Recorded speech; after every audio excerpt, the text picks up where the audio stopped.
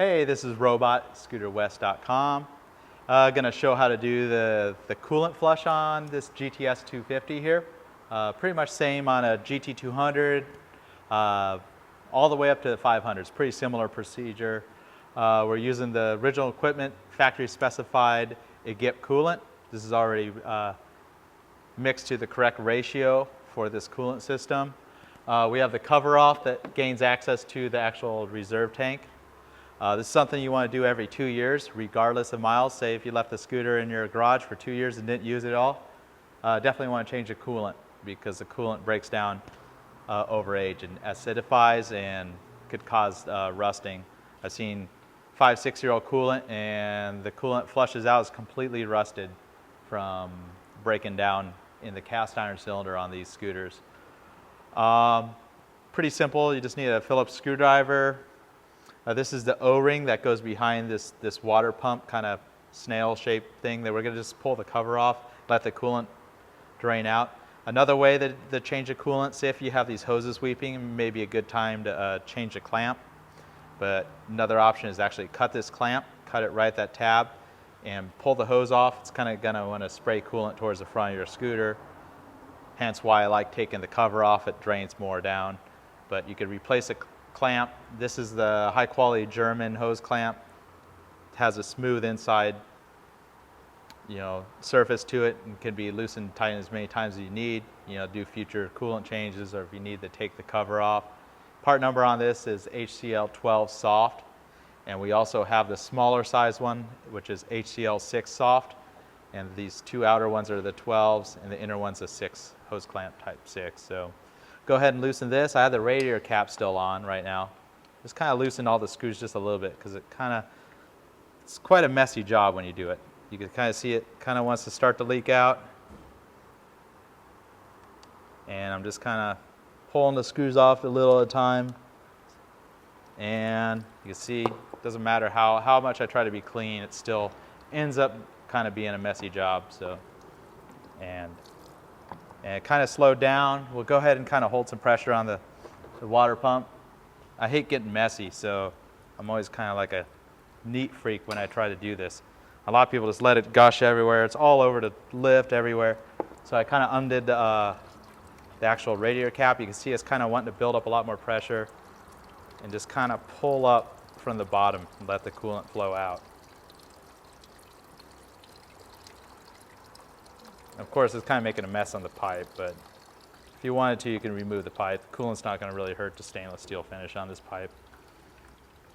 Definitely don't want to really get it on the painted surfaces. If you don't have to, wipe it up with a clean rag. See, pretty much almost all the coolant flowed out. The last thing you want to do is on top of the thermostat housing, I'll go ahead and lower the scooter. There's a little air bleed. All right, pull the rubber cap off this the air bleed screw that's on top of this thermostat housing. This thermostat housing right here. And go ahead and loosen that. And you can see it's kind of leaking a little bit of coolant out.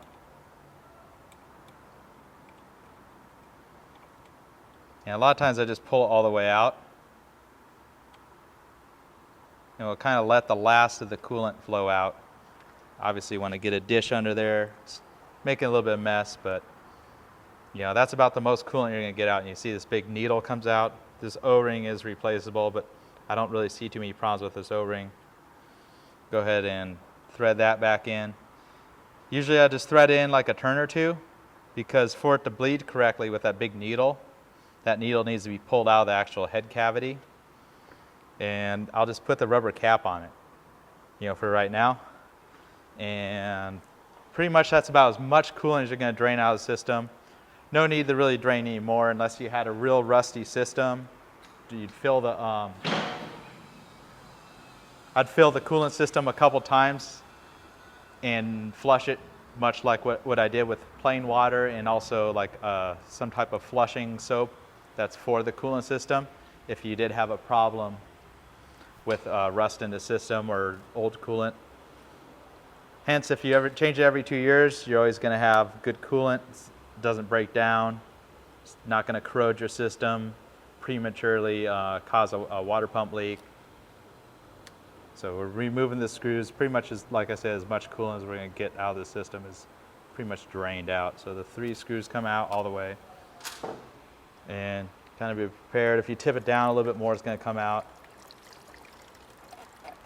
And pull it down. That's just a little bit in this hose, because this hose kind of comes up. And a little bit more will drain out. See, that's a little impeller for the actual water pump. If you ever need to remove that, that's actually a reverse threads on there. It's supposed to have a little bit of free play. It actually engages into the end of the crankshaft, into a little spring clip in there that kind of. And on the back side of this, you'll see that there's the O-ring in there. It's pretty flattened out. So go ahead and pry the old O-ring out. So get that out. There you go. You can see it's really flat. Can't really, and you could put something on it, reuse it, but good idea, just change it out. Take the new O-ring. Unfortunately, they're no longer like a molded O-ring. It's just a replacement O-ring. Kind of sits in the groove.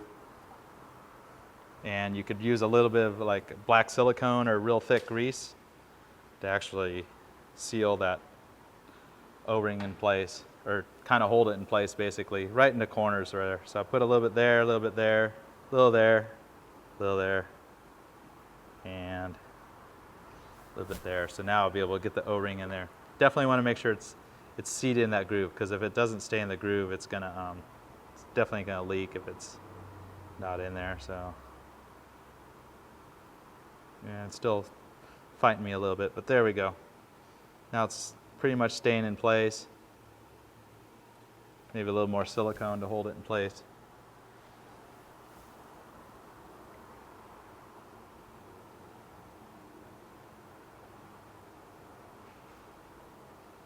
And there we go. It's kind of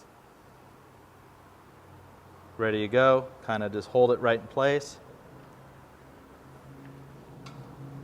Again, if you have rusty system where you need to flush the system multiple times, it may be more ideal to take the actual hose off the spigot here. We'll go ahead and tighten this up.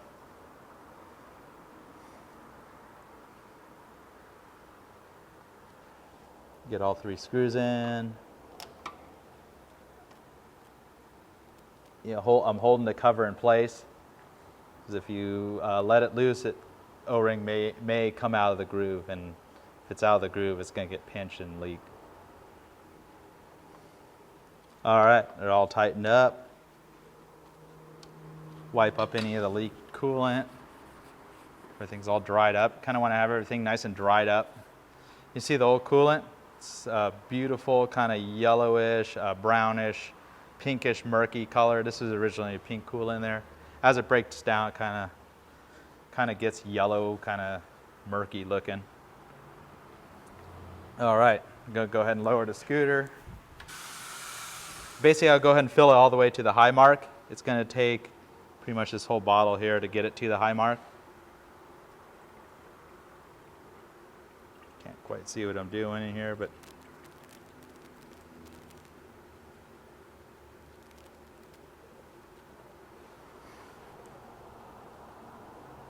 and we're pretty much to the high mark. I use about 3/4 of the bottle almost. Go a little bit above it, because there's going to be air bubbles that we're going to get out of the system next. So kind of rockets right at the high mark, and I pretty much use 3/4 of the bottle at this point.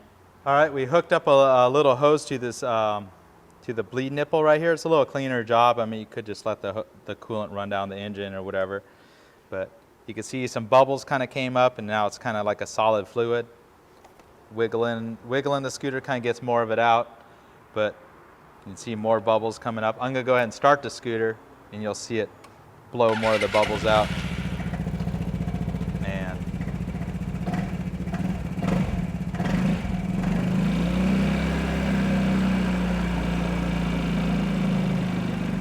a little bit of steam from the coolant that was spilled on the header there. And you can actually route the hose down below, to let it actually drain out any of the excess coolant that's going to dribble out. And you can see more and more bubbles are flowing out. They'll eventually start coming out.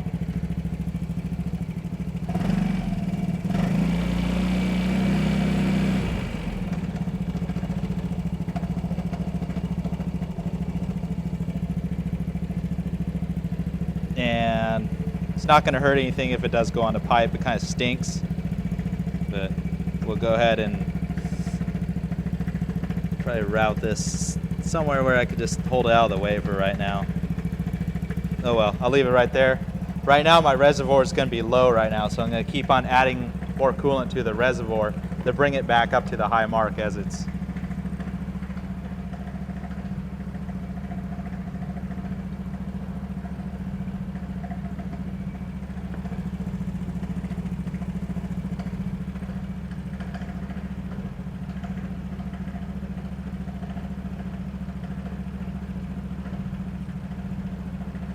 pretty much got the whole bottle in there right now, and it's coming out pretty rapidly out of the bleed with no bubbles. I don't see any more bubbles, so I'll go ahead and tighten this bleed screw, and it's a little bit difficult to tighten the screw. I'm just putting my finger over it right now. The engine's not too hot right now, but I'll go ahead and take my 8mm Allen and go ahead and tighten this. You want to take care not to over tighten it, but you can see it's solid fluid coming out of it. Normally I wouldn't let that go on the motor, but there's no bubbles coming out of it, and that's what you want to see. And the motor's running right now. So we'll go ahead and shut the motor off. I'll go ahead and tighten that screw and get the cap back on it. We went ahead with the engine running. You saw that that bleed on top of the thermostat had no bubbles coming out of it. You want to continue adding coolant with that bleeder open until no bubbles come out. If you have any bubbles still in the system, you potentially have an air pocket in the cylinder head. Could cause the engine to overheat.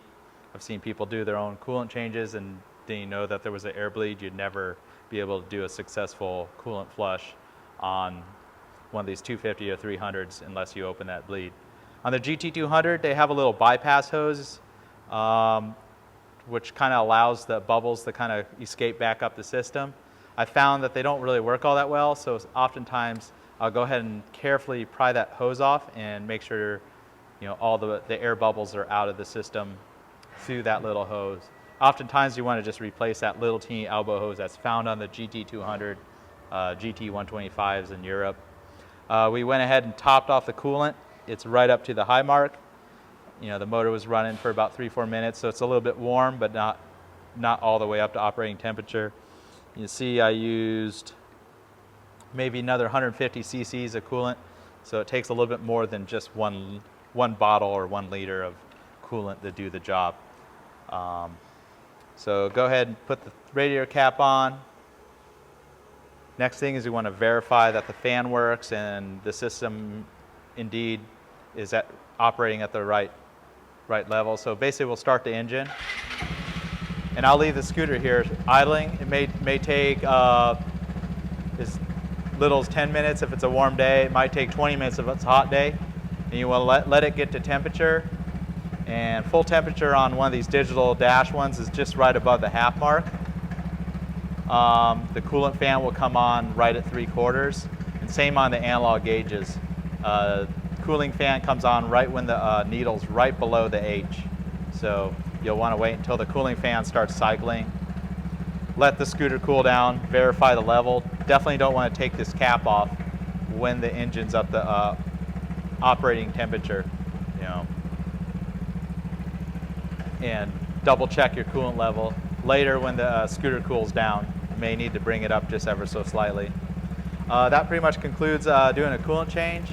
Want to dispose of the old coolant, in ordinance with your local laws.